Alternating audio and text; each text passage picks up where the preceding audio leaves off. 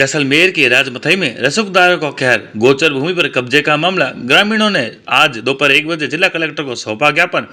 राजमथई गांव में पंचायत की गोचर और नाड़ी की आगोर भूमि पर अतिक्रमण का मामला तूल पकड़ता जा रहा है। स्थानीय रसूखदारों और पूर्व सरपंच सहित प्रभावशाली लोगों ने इस सार्वजनिक जमीन पर कब्जा कर पक्के निर्माण खड़े कर दिए।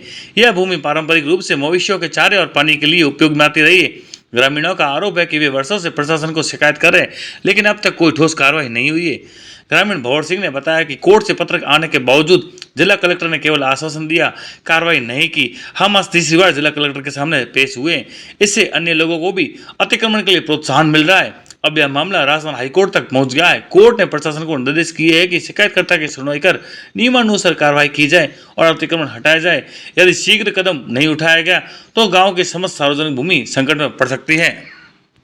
ज्ञापन दिया, किसने दिया है? मैं राजमथाई भंवर सिंह हूँ। 16 तारीख को कलेक्टर साहब ने दे गयो तो कोई कार्रवाई हुई नहीं। 25 तारीख को पुलिस जाए, तहसीलदार ने दीनो कोई कार्रवाई करे नहीं। जना अभी आप आयो पासो कलेक्टर साहब आ दीनी अर्जी दीनी कोई जवाब दे को। गौसरा बीजा खड़ रहा, दुकानों ठाए तलाई आगो पासो तलाई उखड़ा दुकानों किराया दे, कोई कार्रवाई नहीं करे। सब मिला जुलिया है, कोई कार्रवाई नहीं करे। तहसीलदार करे ने, कलेक्टर साहब करे ने।